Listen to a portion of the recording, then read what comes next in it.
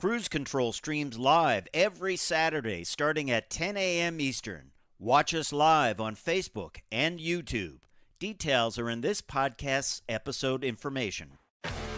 This is Cruise Control. Your on-air automotive magazine with co-hosts Fred Staab and Les Jackson. Everything you need to know about new and used cars. Industry news. We'll fix or repair your car on the air. Fasten your seatbelts and let us take the wheel. Now, your ride is about to begin. Because you're on Cruise Control. Cruise Control. Cruise Control. Yes, indeed, and welcome. Welcome to Cruise Control, your on-air automotive magazine. You know us. I'm Les. He's Fred. And we are here each and every week. There he is waving. You should see the pile of material in his other hand. Because can't show that. It may be summer, but this is a big, big week in the auto world. And it's just we got a lot to get through. So let's just do it. Yeah, well, we're going to ask a question. Who builds the fastest production car? The answer might surprise you. And guess what, Les? It has 1,200 horsepower. That's substantial. You can buy it. It's not cheap, anyway, but you can buy it. It is not cheap. And we have pricing for the Kia Sportage EV plug-in and Hyundai's Santa Cruz, and it's not bad. Yeah, not bad. We always like to bring you pricing, keep you up to date on that. And BMW gets set for some hydrogen horsepower. They're not all in on the EVs. Hydrogen might be a way to power up the fleet in the future. Hey, there's no silver bullet. Yeah. And it's been a huge week for Mopar fans. In fact, we'll both cover this, including the reveal of the Hornet CUV lineup and the return of the Durango Hellcat. That's just two of them. And you have more. Yeah, there's a lot going on. Of course, they revealed the Hornet, which is got a lot of great technology in it. It is a small CUV with a lot of Dodge attitude. We'll talk about that. And of course, they revealed the the Dodge Charger Daytona SRT concept that features the Fratzonic Chambered Exhaust. This thing makes an electric car sound, well, I'll get the Mopar fans mad at me, but sort of like a Hemi. Fratzonic. Now, there's a word. Well, yeah, it's the Fratzog, which is that little triangle-shaped logo that they brought back. Yeah. So you couple that with the Hornet, you couple that with a lot of the other reveals. They revealed a way they're going to make it a lot easier to get a Challenger convertible. That will be done off-site, but they're really teaming up with a company to do that. And, of course, it is the last call. 2023 will be the last year for the gas-powered Chargers and Challengers, the last year for the Hemi in those cars, and it's got a lot of people talking. Then it switches over to electric power. So we'll talk about that, and who better to be by than Bob Broderdorf, who's director of the Dodge brand for operations in North America. So he's going to join us to clear us all up on that when we come back on Cruise Control. Fred Staab, Les Jackson, we will be right back. Stay tuned. Cruise Control is your on-air automotive magazine. Check us out at cruisecontrolradio.com. Cruise Control. Welcome back to Cruise Control. Hey, we just have to get kicking here because there's just so much. Yeah, you're right. So let's talk about the fastest production car. What do you think, Fred? Yeah, sure. What do you think it is, Les? Oh, I think it's a Corvair Monza. Okay, that's an interesting pick. You might say, well, maybe it wouldn't be the new Z06. I don't know. Bugatti Chiron. Well, you'd be wrong because It is the tri-motor Lucid Air Sapphire. Yes. This is their answer to the Tesla Plaid. 0 to 60 in less than 2 seconds. This is like dragster territory, you know? 0 to 100 in under 4 seconds. This is close to 4 Gs. Sub So 9 you're gonna second black quarter out. mile. Sub 9 second quarter mile. Now, if you ever drag race it, you better call up your welder and get a cage put in it, because NHRA will not allow you not to have a cage in it if you're going that fast. Price $249,000 before options and accessories. That's cheap. If you want the mud flaps, it's going to cost you more, and it will shave And floor mats. floor mats and the cloth protection. I was just thinking Scotch Guard for the Scotch Guard and some stick-on stripes, you know, that the dealer will. By the throw. way, I was introduced to Lucid way early in the year, and I sat in one, and boy, what a terrific piece of machinery. Oh yeah, 400 miles on a single charge, which is incredible. This is amazing.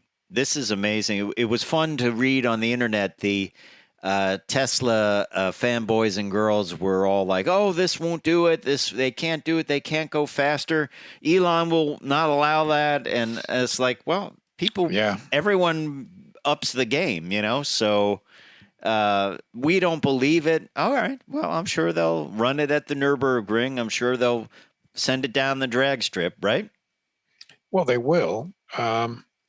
And again, it's hard to get a Lucid because, gosh, supply problems. Yeah. So it is quite the vehicle, though. And seriously, that is like what I did when I went to the drag racing school. You know, you did the quarter mile in 8 seconds, and you did 0 to 100 in a couple of seconds. And I mean, but now this is a street car. You can put plates on it. That's pretty crazy, isn't it? Well, you know, you can jump on an aircraft carrier and get launched off the catapult. That's 0 to 140 in 2 seconds. Yeah, but you can't put license plates on a F-18. Well, they don't have a bracket for it. That's true. That's true. and trust me, a Lucid will not fly. Although you've been known to fly vehicles. I have been known to short time fly. You've been in one of them. Yeah. So I don't know. We'll have to see about that. But don't do it. Yeah. We'll check that out. But just interesting to know that this vehicle is out there, and you know, you can actually buy it. Now, there's another vehicle that's out there that's a little less expensive. And we should tell you about that. That is the plug-in hybrid Kia Sportage plug-in hybrid. Starts at $38,400, which is not a bad number these days. That is for an all-wheel drive vehicle. The X line, which is sort of their rugged line, which is a good look. They have 261 horsepower turbo hybrid powertrain with plug-in capability up to 84 miles per gallon targeted, and 34 miles of all-electric range. Of course, plug-in hybrid means you get that 34 miles of range. When that gets depleted, it becomes a regular hybrid. I still say, Les Jackson, these are the best vehicles out there if you want to dip your finger into the socket of the electric world. Because you don't even need, they said with a level 2 charger, you can charge this up in 2 hours. I don't even think I'd bother for that battery. I think I just plug it in the wall and charge it overnight. What do you think? Yeah, if you can do it overnight, sure. So the Sportage X-Line all-wheel drive model, $38,490. The plug-in hybrid X-Line Prestige or all-wheel drive model, $42,990. Coming well-equipped, 12.3-inch infotainment system, and a whole lot more. So good news from the folks over at Kia. When we come back, we're going to tell you about BMW and their plans for hydrogen power. So stay tuned. And then after that, boy, we've got a load of Mopar information. Bob Broderdorf, who is the director of Dodge brand operations for North America, will join us to sort it all out. Lot to talk about. Stay tuned to Cruise Control. Cruise Control. And welcome back to Cruise Control, your on-air automotive magazine. We're glad you're along for the ride. Don't forget, plenty of great videos over at our YouTube page, Cruise Control YouTube page, and a whole lot more. So we appreciate you being along for the ride with us. This segment, we're going to talk a little bit about BMW mass-producing hydrogen-power SUVs. When? 10 years in the future? No. By 2025. 2025, Les Jackson. It's a little less than 2.5 years. Less because it is, less than probably a year and a half model-wise away, right? We're already talking about 2023s. Yeah, about 800 days. Yeah. So this is going to be part of their new class platform. And they are looking at storing hydrogen under the floor of these vehicles. And they have some technology to keep them safe in the event of a crash where they would not rupture the tanks. So typically they would be mounted in a T shape in the transmission tunnel. But this is a different arrangement where tanks are arranged parallel to one another beneath the floor pan of the vehicle. And each tank is mounted on a floating bearing that allows the tanks to shift independently in case of an impact. Well, bear in mind that the ASTM standards on compressed gas tanks have been around for decades and decades, and they're quite, they can take enormous impact forces. So this is not a dangerous thing. Yeah. They're talking about building it on a BMW X5 hydrogen-powered vehicle. So interesting technology, the ability to refuel it in 3 to 4 minutes. Just like gas. Pretty much just like gas, yeah. So there you have it. There you have it. Interesting technology, and they're also talking about a hydrogen-powered Corolla Cross to come online as well. I don't know if we have a date for that for Toyota. Boy, this thing would be very clean running. Yeah, interesting stuff. It is. I like all the ideas. Yeah, a lot of ideas out there. Do you like Range Rovers? Because we can talk about a Range Rover Carmel edition, which made its debut at the Range Rover House out in California. And it is a long wheelbase vehicle with luxury appointments, the SV Signature Suite. And it is just a gorgeous machine. It is an expensive machine. They will be donating Range Rover a portion of the proceeds for each vehicle sold to the Monterey Bay National Marine Sanctuary. And just a gorgeous vehicle. I'll tell you a little bit about it. Well, the retail price is $345,000, which keeps it pretty pricey. A wee bit, but it does have 523 horsepower. So there you go. Now, for something a little bit less expensive, we can talk about the pricing of the 2023 Nissan Murano. Pricing starts at $33,660.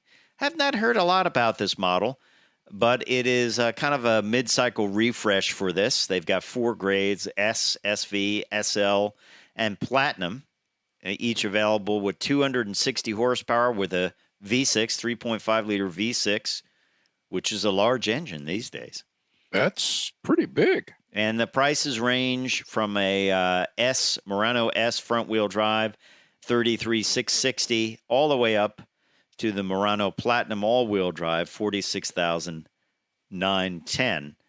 And it's like I said, this is just a mid-cycle refresh. New Nissan logos inside. Now, super black and deep ocean blue pearl colors were added. But there you have it. Sometimes you forget about these vehicles. This is one we don't talk about a lot, right? Well, that's right. And really, the lower end Muranos are pretty decent price. Let's talk about what Acura was doing over across the way in California. As we say, this is our dual week where we have the Woodward Dream Cruise and, of course, that's right, Dodge Speed Week. By the way, coming up, we have Bob Broderdorf, who's director of Dodge Brand Operations North America. We could probably talk to him for about 5 hours about what they revealed this week. But let's talk about this Acura Precision EV concept that debuted in Monterey. And this sort of kind of reminds me of a vehicle I drove last week, the Volkswagen ID4. But it is their electrified SUV or CUV. And it kind of shows where they want to go with this. It has the yoke steering wheel. I'm not a fan of the yoke steering wheel. I think these yoke steering wheels are going to go the way of old VCRs. You're not a fan of the yoke. I just think people are going to say, "No, I don't think so." Well, you look at the design language of this precision EV concept, it certainly looks buildable other than the kind of way out there interior. It has the light show, which apparently you really need on an electric vehicle. You got to have, that's part of it now. Although I do like a grill on an electric vehicle because without a grill, it looks like somebody just forgot to put it on at the factory. It looks like a Tesla. Which, it looks like a Tesla, yeah. So, which looks unfinished. Looking at this vehicle, if you took away some of the things like the interior and, it's pretty buildable. It's pretty buildable. That's the Acura and by the way, Precision EV concept. Very stylish for an Acura.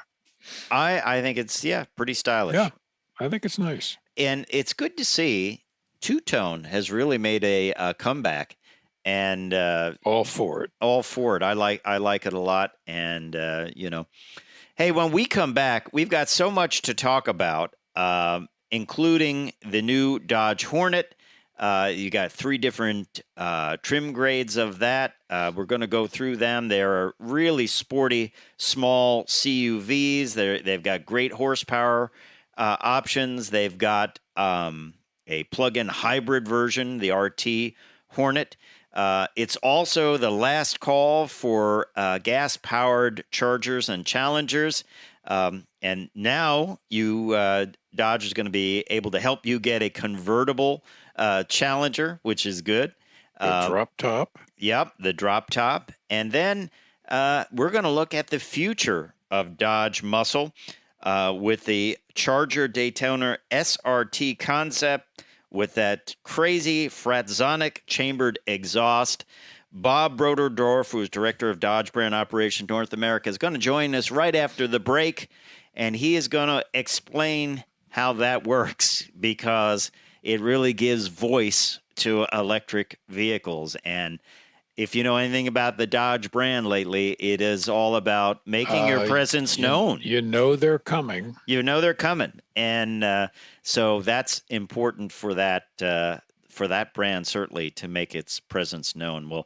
We'll talk all about that. And also, there's the return of the Hellcat Durango. It's like, I guess they didn't do much. Bob probably is like, I don't have much to talk about, Yeah. But when he comes on, you'll have plenty to talk about. And of course, it was Speed Week, too. They had there was racing, legal street racing. And this year, I think the challenge was to have a 6-speed car. And they had everything from Vipers to a very cool-looking drag race setup Barracuda. So it's pretty. My Mazda is a 6-speed. Yeah.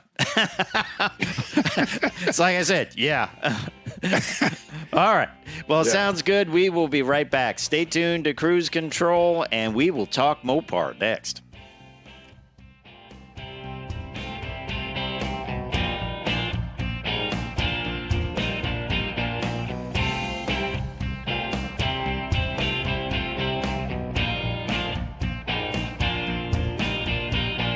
Mopar Live every Saturday at 10 a.m. Eastern. Watch us on Facebook and YouTube. Details are in this podcast's episode information. And welcome back to Cruise Control, your on-air automotive magazine. This segment, we should just say less, hashtag Mopar. Yeah, if you don't know about Mopar, then you better sit down and pay attention. Yeah, and we wanted to get all the information. It was so many reveals this week, so much celebration of the Dodge brand. We thought Bob Broderdorf should join us, who's director of the Dodge brand operations for North America. Bob, welcome back to Cruise Control.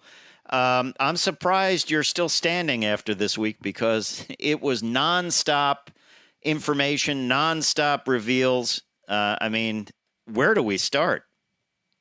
Yeah, first, thank you so much for having me. Really, really appreciate it. But I tell you, the team's home resting right now. Other than they have set up Dream Cruise, so all the products that we unveiled this past week will be at Dream Cruise today. And then we got really a great week. So I think the thing got kicked off really with Roadkill Nights, where we had over 40,000 plus attended yet again. Perfect weather. Wow. And all of our automotive personalities were racing on a really live drag racing on Woodward Avenue. So that was a great way to get it started. And looking back at the week, we're pretty proud. Yeah, the challenge this year was a 6-speed. They have a 6-speed, right? Yeah, we gave them a Hellcat motor from Direct Connection as well as a curveball, which they were all expecting automatics. And we thought we'd even the playing field a bit and really make the driver experience even more a part of the equation. So they definitely let us know that they weren't expecting that. So, but yeah, the challenge was phenomenal. And I think we got just had another great day of racing. Was everyone able to do a burnout with a 6-speed? Because that can be, if you haven't done that before, you have to figure that out a little bit.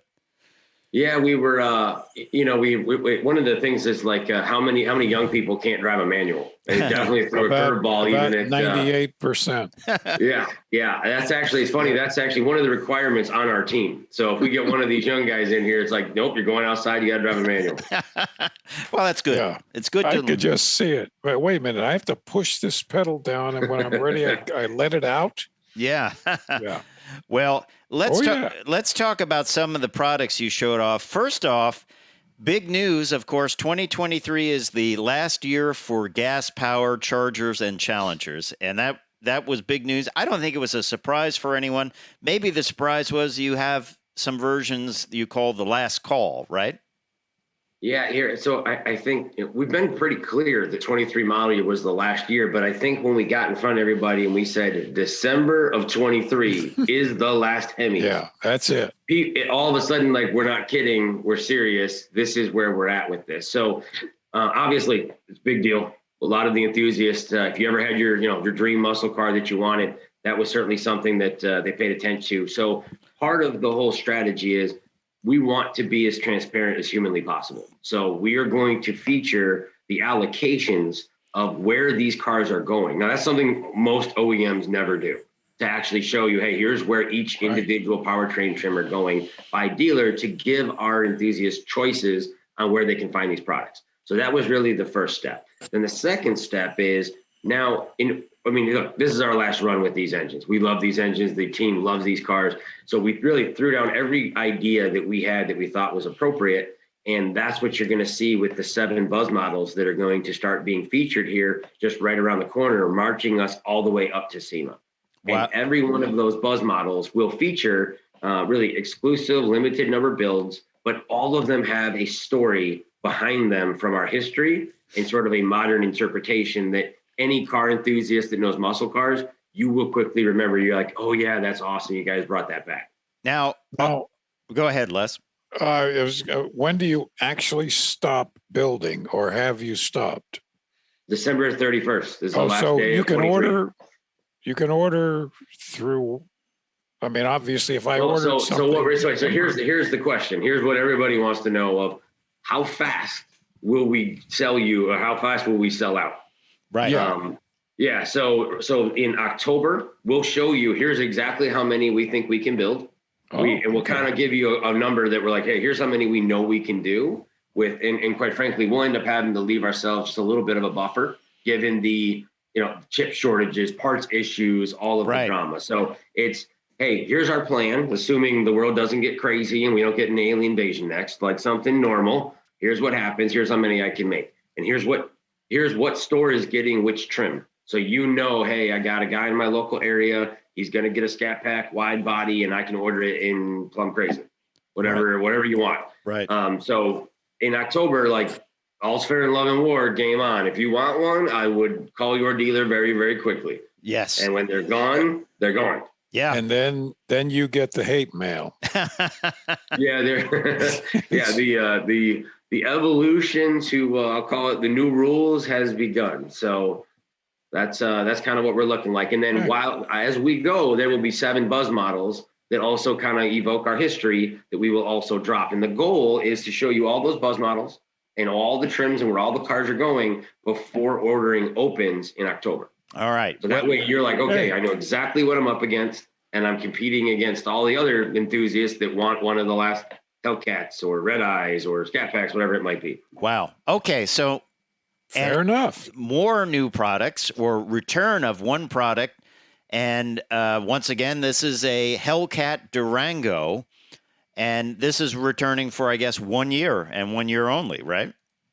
Yeah, so we had, and really this was sort of, while we were all sitting at home and had opportunities, the last Durango from, I'll call it, 2 years ago when we had a version of the Hellcats, that product did not meet all of the newer emissions changes that needed to be done. So the team at the time, that was the run, and we made that run, and it was great. And we've upgraded really the fuel system to meet a number of the new emission standards that are required for 23 model year. So significant investment was made to do it, and we were able to get to equivalent performance numbers of the prior. So from, I'll call it driving experience, yes, they, bringing Hellcat is back in the Durango. From an upgrade perspective, that was something that we had to really figure out on how to achieve that. Wow. So product certainly updated to meet newer emission standards, and we were able to get the same performance out of it. So pleased to have the Durango Hellcat back as an available opportunity. And quite frankly, we had so many sold orders last time, we weren't able to meet all of the demand. So it was good to, give our enthusiasts one more crack at it. And that once again, just to be clear, goes out. This is the last year for that too, because it's got the Hemi and basically the Hemi engine goes away, right? Right now we know we can do it for 23. Obviously we take one model year at a time, so we'll see what it all lays out. But right now, we're gonna have 23 available, and we'll see where it leads to in the future. But as you stated, the number of Hemis that are available is dwindling by the day. Like that's just our reality. Gotcha. In other words, the ones that are built are the ones that are built. Correct. Okay. Well, let's move on. We got a couple of minutes in this first part of your interview, and we're talking with Bob Broderdorf, Director of Dodge Brand Operations North America. Brand new model with a name from the past, but it's got a Dodge attitude. This is the Dodge Hornet. This is a CUV, but it's as I think the reveal said, Dodge wouldn't just play in the typical CUV, compact CUV world with a typical product that was just the same as everyone else's. This one is going to be the most powerful CUV, isn't it? Yeah, obviously, we like our claims. We know our positioning, but finding a value equation that is the fastest, quickest, most powerful UV under 30 grand, that's pretty compelling. So a 265 horsepower UV with an absolutely phenomenal suspension and really trying to create that visceral experience and attitude that Dodge is known for. So sort of our approach to the segment, and we know how this segment gets bought today. And all of the most, I'll call it, important purchase reasons for the segment are the exact reasons that are the complete opposite of a Dodge. So we wanted to take that Dodge playbook, apply it to this segment, and thus we have the Hornet. And it starts out with the GT, 265 horsepower, which is, believe it or not, the base model. And then what's interesting is the RT is a plug-in hybrid, which I think that's maybe a first for these smaller CUVs, even to have a plug-in hybrid, 285 on horsepower and 30 miles of all-electric range. So kind of have your cake and eat it too, Bob. You've gotten stepped-up performance and great economy as well. Yeah, and I think this product starts to give a hint of the direction of how we're approaching electrification. The yes, you get 20 more horsepower, but the real story is the torque.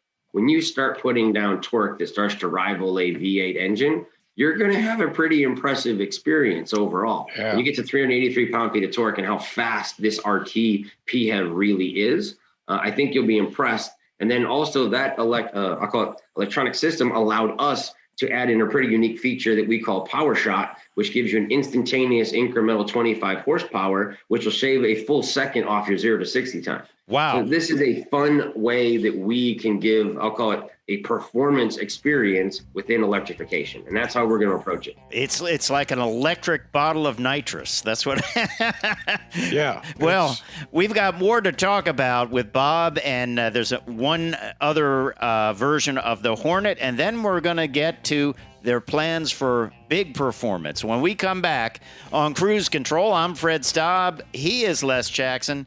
We will be right back. More with Bob and Mopar and what's going on, the future of performance. Cruise Control is your on-air automotive magazine. Check us out at cruisecontrolradio.com. Cruise Control. And welcome back to Cruise Control. I'm Fred Staab. The other guy you're about to hear is Les Jackson, and we are having a great conversation with Bob Broderdorf, Director of Dodge Brand Operations for North America. We're talking about the Hornet.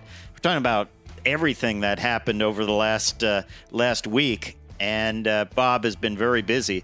One more version of the Hornet, and that brings back a name from the past, or a model from the past, GLH. And this is going to be the top of the range when it comes to the Hornet, isn't it?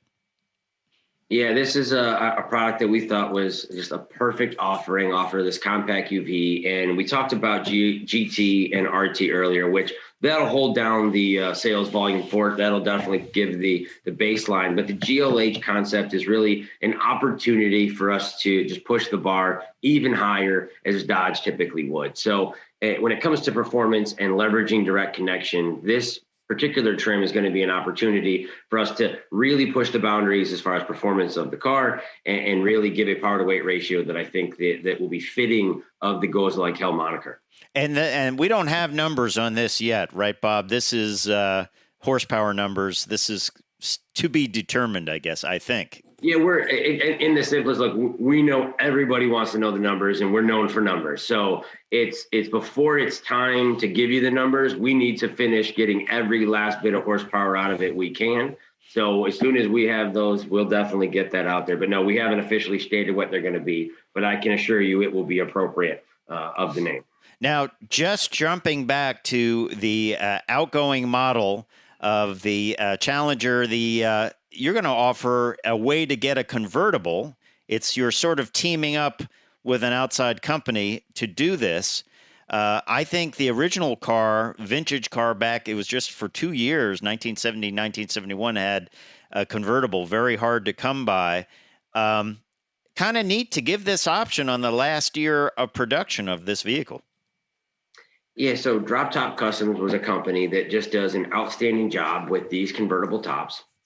And I'll call it in the presence and celebration of celebrating the era and the history of these cars with all the buzz models that are around the corner, this was another one that we thought was fitting to do. And we'd heard from our customers, can we make it even easier to work with companies like this to get the car physically there? And now we offer the opportunity. If you order one, we will ship it directly to Drop Top Customs for you, leveraging that and make the process far more seamless, as well as having the setup with the dealer, the full registration, the communication, the processing of the funding, all through Drop Top, straight through the dealer. And this will just make a lot of our, I'll call it, the enthusiasts and the fans of the convertibles lives much easier to physically order and get what you want. Wow. Okay. It's a great idea. I mean, it first of all, it's great looking. Yeah. And, having an outside company, which clearly has the expertise to do this, I'm amazed that somebody didn't think of this years ago. Maybe they did, but But you can't just. It is to your point. It was obvious, right? Like this was an easy path. It's not like we've never been asked, but I applaud the team for having the courage to find a way. And I think that's really, if you look at, I don't call it the last, 7, 8, 9 years, right? The team of people, it's the same group of people. It really is. It's just they have the blood, sweat, and tears will go after some project like this and to figure it out. So, Chris Winsick's the senior manager of product that did this one. And I just think they did a great job figuring it out. Yeah. Well, we're talking with Bob Broderdorf, Director of Dodge Brand Operations North America. Now let's get to this. We'll get there. Yeah, to the Dodge Charger Daytona SRT concept. This really shows where it's going. We know where it's been. Now we know where it's going. A lot of technology here. It brings back the Fratzog, right? Tell us a little bit about how did you decide to bring back that logo, that shape? So in the was it 66 to 71 or 72? You guys might know, but so that is something, a logo that we had before, and it was known for those performance attributes of the product. But we had one of our designers. We love our history, we love our nostalgia, we love our Super Bs and Scat Packs and all of those things. So when they had taken the logo and they had basically illuminated it and made it sort of that 3-dimensional. And when you really look at it on the car, like you see there in the image, it really feels sophisticated yet familiar with the history. So we just kind of fell in love with it. We felt it was appropriate. And now every time we do, I'll call it any advanced electrified system like this product you see here, we're going to use the Fratzog.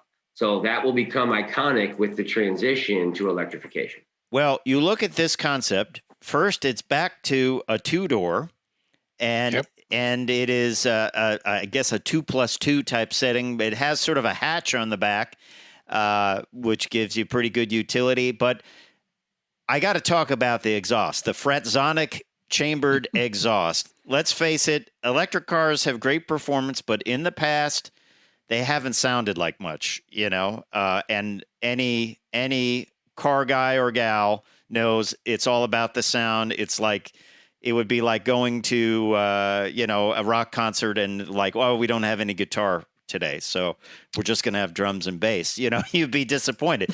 So you guys have done something about it, and it uses a lot of unique technology. And maybe you can talk a little bit about that Fratzonic Chambered Exhaust.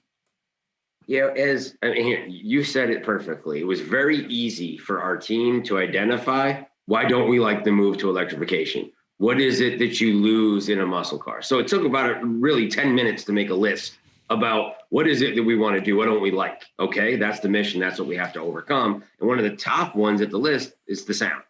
Right. So we spent a ton of time. We've been working on this for quite a while on how to create really a sound and a movement of air. And I'm not talking about just piping in speakers. I'm talking about the movement of air through a chamber, much like a church organ, how you got the big pipes in church that really drive a sound. And that's what we've created where, is there a traditional exhaust from an engine moving to the pipes? No, but are there legitimately pipes that are moving air through the product out the back to create a very visceral experience that's tied directly to the inputs of the driver? Wow. And when you saw the reveal, what was really important to us, the reason why we wanted to drive through the crowd, legitimately around through the crowd, the sound is not piped in through speakers like in the building. Right. The sound comes from the car, and you're going to feel it all the way around you. You're going to feel it in the cockpit of the car. You're going to feel it on the outside. And as the car passes, you will feel that sound wave move through you, just like a car today. And that was the reason for the reveal that way. And I don't know if it always transpires on the live stream, like it's so hard to get the live stream experience. But for the people standing there, they were like, you guys aren't kidding. Like the car legitimately makes this sound. Yeah. Yes, it does. This isn't, we're not playing games. Like you guys will call us out in 2 seconds of pipe and sound, sound. Like, we know that. So so that was important. We have a number of patents on this car of things that we've developed. And everyone's trying to make it quieter, and we don't want to. A Hellcat makes 126 decibels of sound. We wanted to match it, and we did.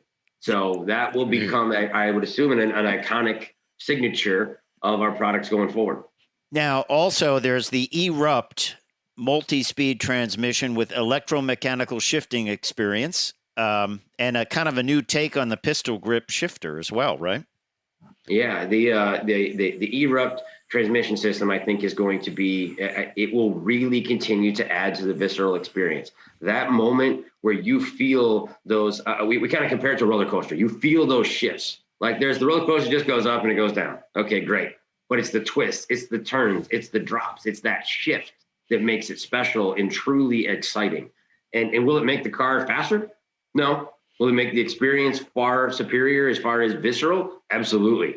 That's what the entire mission was. Counts. So, yeah, that's what you want, right? You want to enjoy your drive. You don't just want to go into a linear path. And this system will be able to do that. So as we continue to evolve and we show you how it works and how the technology evolves over the, I'll call it, the next year or so, you will be like, wow, I'm definitely enjoying the drive. And that's the mission. So that was the entire idea behind it. Bob, it has gone by way too fast.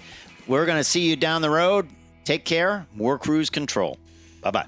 Thanks, guys. Bye. Cruise Control streams live every Saturday starting at 10 a.m. Eastern. Watch us live on Facebook and YouTube. Details are in this podcast's episode information.